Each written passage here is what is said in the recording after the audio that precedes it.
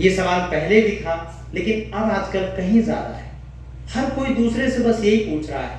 अभी तो बच्चा धरती पर आया ही है, अभी वो 3rd क्लास में है, 4th में है, और हम उससे क्या पूछने लगते हैं, क्या बनना चाहते हैं।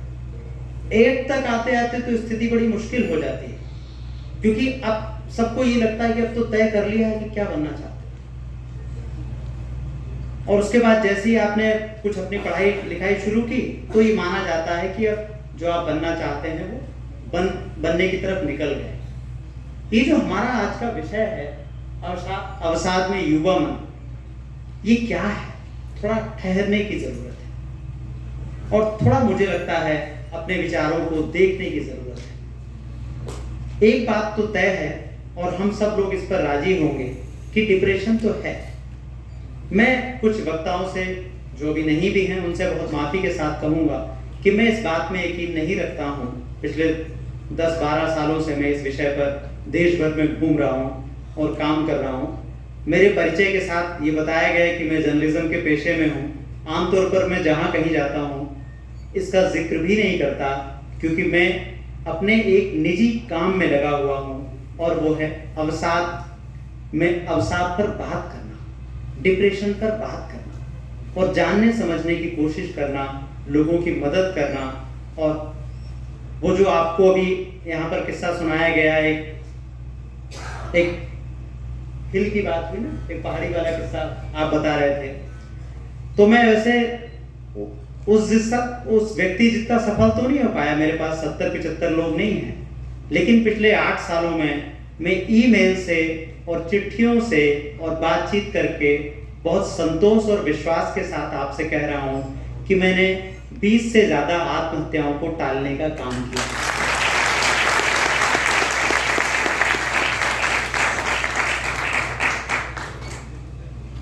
और मैंने कुछ आप टैबू समझते हैं ना, हम सब लोग बोलते हैं ना कि टैबू है।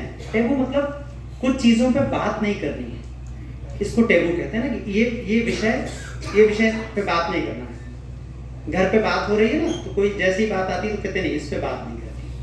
मेरी कोशिश है कि हम सब वो टैबू को तोड़ें। हमने मन में टैबू बना लिया कि नहीं, ऐसे तो होता ही नहीं। जैसे कैसा टैबू और कैसा डिप्रेशन समझते हैं। अगर किसी को फोन पर बहुत जरूरी बात करनी है तो बाहर भी जाके कर सकते हैं, मुझे बिल्कुल बुरा नहीं लगेगा। लेकिन मुझे बुरा लगेगा उन लोगों के लिए जो काफी देर से बैठे हैं और शायद बात करना चाहते हैं, अगर उसमें कोई समस्या पैदा हो। ये टैबू है, कुछ चीजों को मान के चलते हैं कि नहीं होता है। जैसे एक अच्छी भली नौकरी चल रही है, एक लड़का IAS है, सॉर्टेड, सब सफल पूरी तरीके से। IAS तो भारत में सफलता की सबसे बड़ी गारंटी है, सबसे बड़ा सीमेंट है। अगर एक व्यक्ति IAS है, इसका मतलब वो सफलता के सबसे ऊंचे पायदान पर है। फिर मुझे ये बताइए कि IAS क्यों आत्महत्या कर रहे हैं?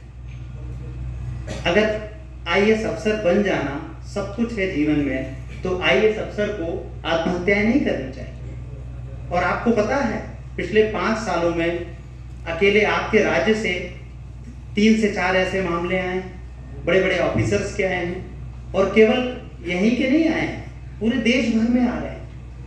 अभी कुछ समय पहले आपके कैंपस से इस तरीके की खबरें आई हैं, इस तरीके की घटनाएं आई हैं। तो जब IAS भी सुसाइड के दायरे के अंदर हैं, विद इन रेंज हैं, और स्टूडेंट भी सुसाइड के दायरे में हैं, इसका कुछ तो मतलब होगा। इसका मतलब है ये जो अवसाद है, इसका मतलब हुआ कि जो अवसाद है वो सबके भीतर बेचैनी पैदा करता है और उसको मिटा देने की शक्ति रखता है। ये जो मेरा पूरा अभियान शुरू हुआ जीवन संवाद का, इसका संयोग से आज की तारीख से बड़ा गहरा ताल्लुक है कि ये कैंपेन कैसे शुरू हुआ, और मैंने कैसे ब्रेकिंग न्यूज की दुनिया में रहते हुए, मेरे आमतौर पर यहाँ जो कार्यक्रम के संयोजक हैं वो, उन्होंने मुझसे बड़ा दिलचस्प सवाल पूछा।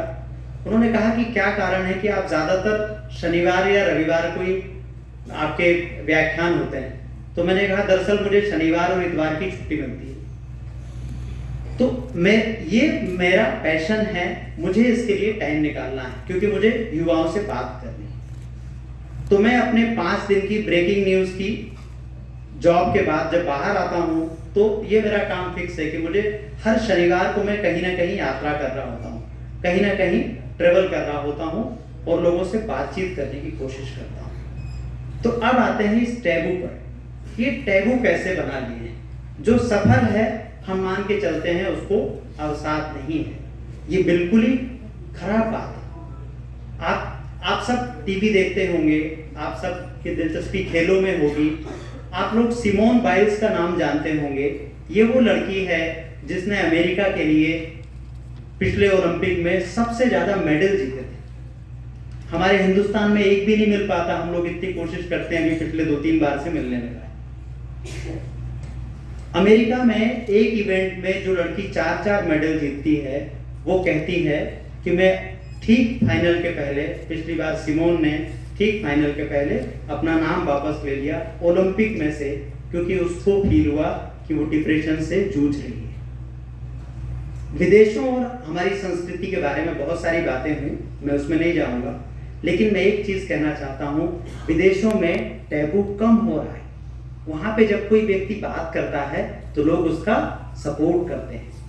हिंदुस्तान में जब कोई व्यक्ति कहता है मैं डिप्रेशन से जूझ रहा हूं तो हम कहते हैं ये पागल है, हम उसका मजाक उड़ाते हैं, हम सोशल मीडिया पर उसको ट्रोल करते हैं। उस दिन नहीं करते, लेकिन जब भी कोई बात आती है तो हम कह देते हैं कि ये तो पागल है। माफ कीजिएगा, डिप्रेशन में होना पागल होना नहीं है।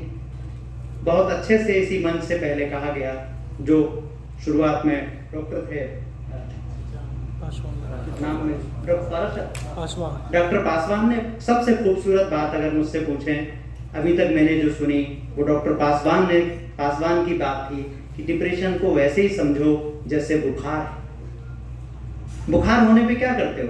क्या किसी से पूछते हो कि डॉक्टर के पास जाएं? नहीं, डॉक्टर के पास हम जाते हैं क्योंकि हम उसको सामान्य चीज, किसी को भी हो सकता है। लेकिन डिप्रेशन में क्या टैबू है? अगर तुम सफल हो, अगर तुम आईएएस हो, अगर तुम पीसीएस हो, कुछ भी हो, यानी तुम्हारे पास एक अच्छी नौकरी है, तुम्हारे पास एक परिवार है, पत्नी है, बच्चे हैं, या महिला है तो उसका पति है और परिवार, तो तुरंत लोग ये रिएक्ट करते हैं कि तुम्हें कैसे डिप्रेशन हो सकता है। और आप भारत में देखें, आप जानते होंगे पिछले कुछ समय में बहुत बड़ी बड़ी नामचीन हस्तियों ने सुसाइड किया है। यानी अवसाद कहां से आया? इसका मतलब वो है। तो विदेशों और हमारे यहाँ पर जो बुनियादी फर्क है वो ये है कि वहां पर लोग बात कर रहे हैं जैसे हम सब बात कर रहे हैं, वहां पर और ज्यादा ओपननेस है और उसको लोग सपोर्ट करते हैं। हमारे यहाँ विराट कोहली ने 3-4 साल पहले कहा कि वो डिप्रेशन से जूझ रहे थे। उसके पहले आपको याद होगा दीपिका पादुकोण ने कहा कि वो सीवियर डिप्रेशन में थी। ये सब लोग कौन हैं? क्या इन लोगों के पास पैसे नहीं है? क्या इन लोगों के पास कामयाबी नहीं है? या इन लोगों के पास सपोर्ट नहीं है? सब कुछ है। ये बिल्कुल वैसे ही है जैसे विराट कोहली को डेंगू हो सकता है, कोविड हो सकता है या मलेरिया हो सकता है, वैसे ही विराट कोहली को डिप्रेशन हो सकता है। मैं कोई प्रैक्टिशनर डॉक्टर नहीं हूं, मैं तो एक एक्सपीरियंस, एक तरीके से कह सकते हैं कि लाइफ रिसर्चर। बहुत सारे लोगों से मिलता हूं, बात करता हूं, बहुत सारी मीटिंग्स में जाता हूं जिसमें पेशे से जो मनोचिकित्सक होते हैं वो सारे लोग होते हैं। उन सब लोगों की बातचीतों से जो मैंने निकाला वो मैं आपके लिए लेके आता हूँ सरल भाषा में। इन सारे लोगों का कहना है कि क्लिनिकल जो दवाइयाँ आती हैं, जो डिप्रेशन में दी जाती हैं, वो अभी भी 20% ही इम्पैक्टफुल है। फिर 80% क्या है? ये 80% क्या है जो हमको ठीक करता है, जिसके लिए अलग अलग लोगों ने बात की। आप जानते हैं वो 80% क्या है? बातचीत, आपस में बात करना। हमारे घर में, परिवार में क्या चीज कम हो गई है? अगर ध्यान से देखेंगे तो वो एक ही चीज है, संवाद, इंटरेक्शन।